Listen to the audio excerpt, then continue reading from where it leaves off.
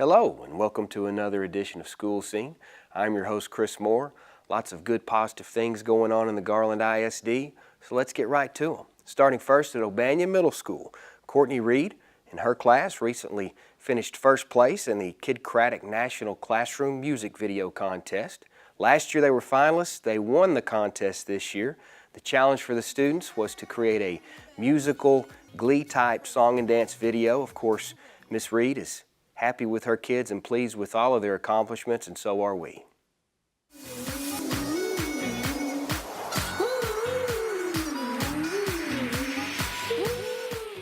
Well, first off, we heard the classroom musical contest on the radio, and I'd heard about it last year, so we weren't sure if it was going to come in. This is their fourth year to do it, so when I heard it, I talked to the students and wanted to see if they were interested, showed them last year's video, and most of them were really excited about doing it, so we decided we'd go ahead and make a video. So we looked at, we wanted to use some contemporary songs, so we looked at whatever was like the top 10 on the Billboard hits, and we chose 4 of those songs and ended up reworking it to, it could be about, it's supposed to be a Glee style musical, so we could do anything we wanted. We figured, why not talk about how awesome our video is and sing about the contest and how you win $1,500. So that's what our lyrics, we refitted 4 different songs to talk about. The first part talks about how how our video is awesome, and the next part talks about how we're going to win, and then we talk about, did we win? The students are asking, and so we have a little sad song we play, Say Something, in that part, and then we have another song that we play where they're talking about the fact that we're still waiting, we just need to let it go. And then we recorded the songs. We used my MacBook, and we used GarageBand to do that. And it was interesting because I only had one set of headphones that we could plug into the computer, so only one student could actually hear the music in the background. Everybody else had to follow along with that student that was singing. And then we recorded in different areas of the school. I broke it in, I teach 5 different classes, so I actually broke parts of the video down for each of the 5 classes so that they all could participate. And we made the video, posted it. We had to lip sync. When we were outside, we were actually just lip syncing to my cell phone. We were recording the track, playing the track on my cell phone. And then we posted it up on YouTube, entered it into the contest. And it was really quick. A couple of days later, we found out that we were finalists. And so we won the $1,500, which was great. And then that also entered us into a competition where Carmen, which is the first year that they've ever done anything like that, where they'd have a singing group come and perform at your school. So we were up against the elementary school and the winning high school. And then on Tuesday, we found out that we won. So that was even more exciting. So we found out that the contest is going to be, or not the contest, the concert is going to be on May the 12th. So the kids are so excited about Carmen coming to perform. It's just been a great experience. The kids really loved making the video and seeing themselves, listening to themselves on the radio, hearing themselves sing. It's just been a wonderful experience for all the students. They've been very excited. That's what you want to do. The Garland Police Association recently paid a special visit to some special students at Southgate Elementary School.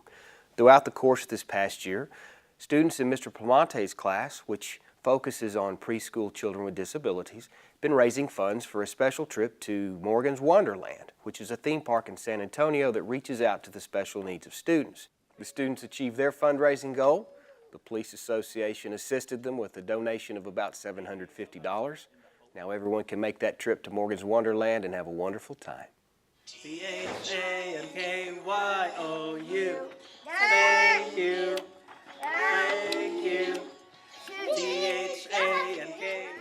Well, we're here today because we were contacted by Miss Wolfkill to help support a class to go to Camp Wonderland in the summer. And so we worked with her and came to an agreement, and that's why we're here.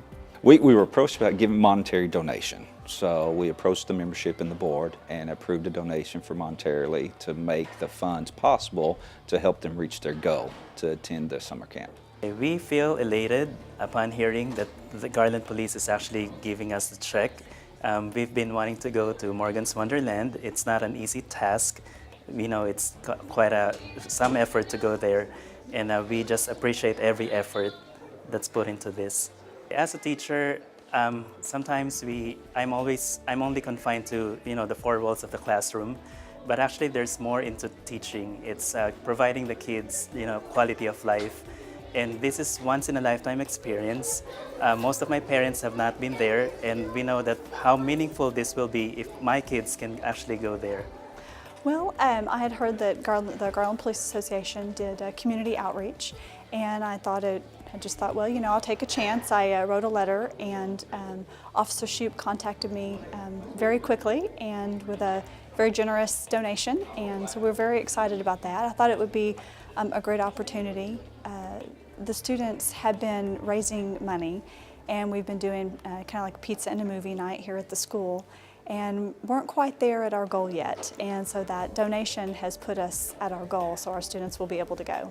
We really appreciate the support of the Garland Police Association and are very thankful for their donation.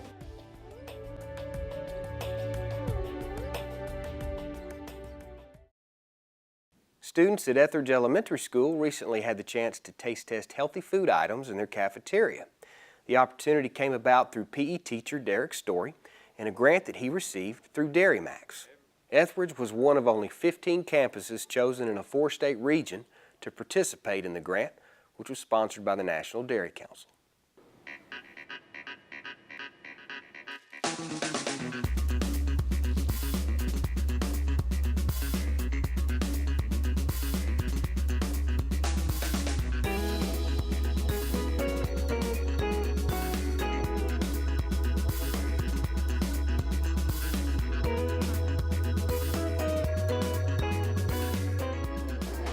My name is Derek Story. I'm the physical education teacher here at Etheridge Elementary.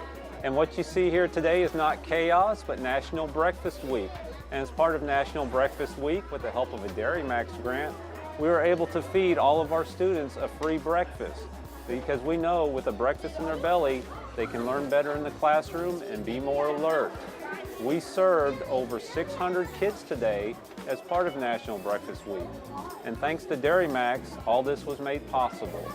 And for the breakfast today, the kids were able to receive a free pig in the blanket, which is sausage and a biscuit. They received a chocolate or white milk and a fruit of their choice, which is either strawberries, blueberries, or tangerine oranges. We asked them to rate the foods that they had. That way we can help child nutrition serve better and nutritional meals for our students. I would like to thank many people. First, I'd like to thank Dairy Max for providing the grant, which allowed us to do National Breakfast Week and a free meal for the students. I'd like to thank Jennifer Labe over at Child Nutrition for coming and supporting our endeavor and all of her helpers. I'd like to thank Luis Gartrell, my coordinator, for being here. I'd like to thank Tim Leonard and Alyssa Castillo for making the smoothies for the students.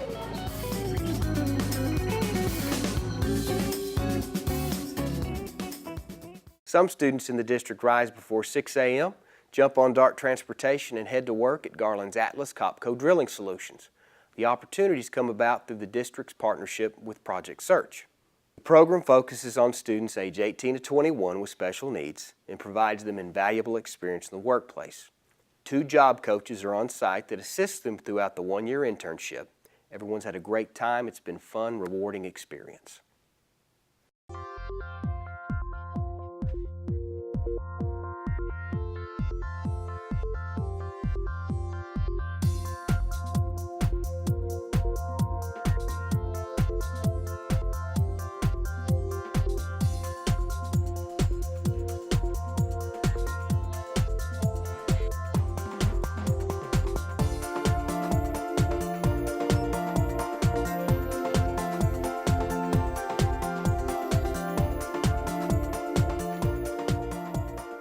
In the spring, we were contacted by Texas Tech University, who was running a grant program along with Project Search, and we took advantage of that opportunity to apply for a grant that would allow us to purchase a license to run a program within a business. And most of the Project Search sites are established in the medical area, in hospitals and large clinics. And so with Garland being a community of manufacturing, we felt that this would be an approach that we could make on obtaining a site. And when we met with the Chamber of Commerce and Paul Mayer, he quickly suggested that we contact Atlas Copco and Jessica Bird, that they were a large company that could meet all of our needs, and they were very open to listening to our proposal, and they accepted us and offered us our site. The purpose is to have the interns to do a rotation of internships within a school year in their last year of eligibility, and to build careers based on those skills so that they can become more independent and to be able to support themselves. Our collaboration is with 4 different entities as well as parents.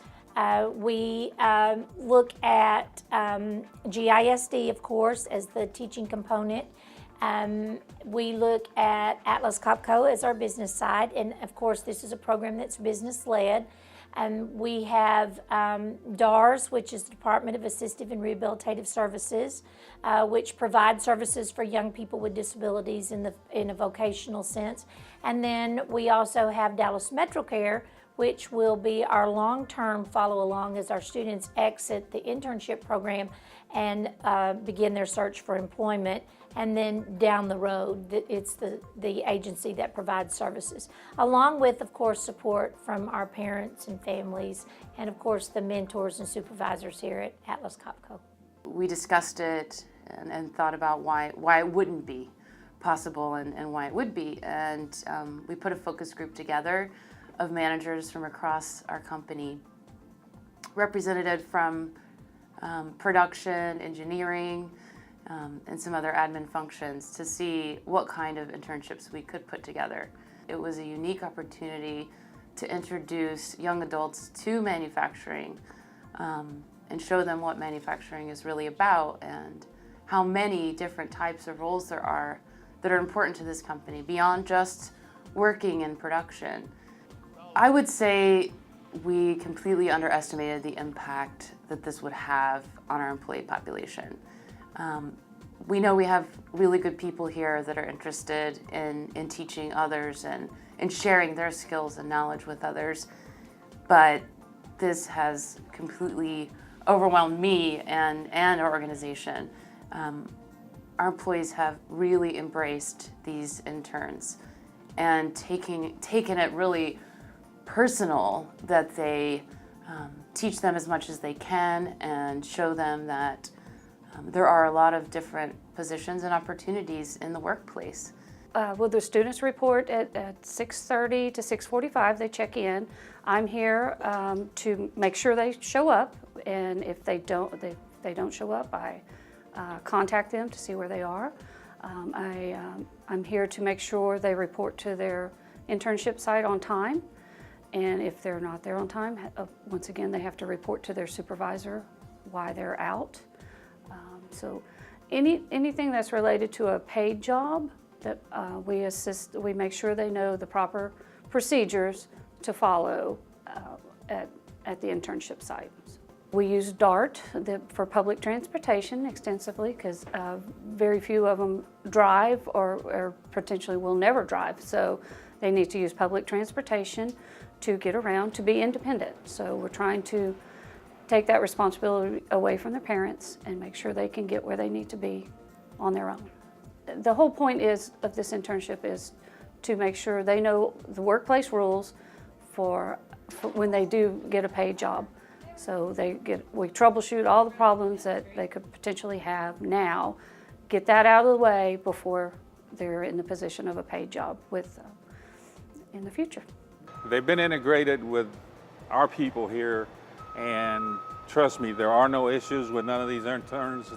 They love coming in here. We like to see them come in because it also brightens our day. The guys like to, both women and men, they like taking care of them, trying to work their abilities into what we do. I do see what their strong points and their weaknesses are, so when we talk about it, we can definitely see what positions would probably be better for one of these young ones versus if I put them in another place that I think would be too much for them. So we just kind of keep a close eye on them and make sure that they understand what it is they're doing, how important it is, and hopefully they follow in. And so far it's been a good trip for everybody. Well, my part in this, I'm the lead person for Atlas Copco. I'm the lead electrician over all the electrical done to these units here behind us. Blake is my low voltage electrician intern. We are currently working with Blake on teaching him to read prints, and we hope that when we're done that he'll be able to take the knowledge that he has come from here and be able to do electrical work wherever need be. We hope very much that Blake becomes a full-time employee here with us after his internship, and if not, we are very positive that the experience that Blake and knowledge that he has learned here will definitely land him a job elsewhere. I'm very pleased to be a part of the program.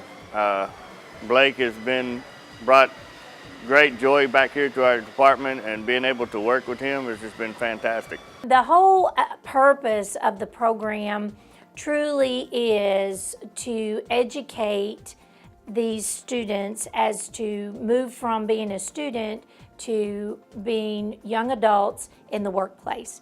And so many things that many of us take for granted are not known to these young people. And that's a lot of reason why they're not successful in the workplace when they come out of high school. So we teach them what it actually means to come in, clock in, be on time, wear the proper uniforms or clothing, establish relationships with their peers, with their bosses, establish a relationship with myself as the teacher and the two job coaches, and to grow up in an environment that's teaching them how to grow up. And with their mentors at Atlas Copco, they go to lunch, they go to break, they have to return on time, they have to make sure that their uniforms are cleaned and pressed, they have to follow company policy regarding absenteeism, safety. All the expectations for a regular employee are expected of our interns. And they learn so much. In fact, we've had parents say to us, "Where's the kid I brought you in September?" Because I'm not living with that kid now. And so it is such a joy to see them grow and mature and understand what it's like to go to work every day. And these are young people that go to work every day. They're on the floor 5 hours. Then they have a little over an hour of instruction, classroom instruction, where we address independent living, we address academics, we address job criteria, we work on resumes, we work on interviewing skills, we work on going to job fairs, we work on transportation, all the things that go along with having a job. We address in our classroom time. And so they're here a good 6.5 hours to 7 hours a day, and they don't take home a paycheck. And so their dedication needs to be acknowledged as well, because they truly want to better themselves. And we are so fortunate that these young people buy into this so that they can be successful. Thank you for joining us in another edition of School Scene. We'll be back soon to highlight more of the wonderful things going on in Garland ISD from both the teachers and the students.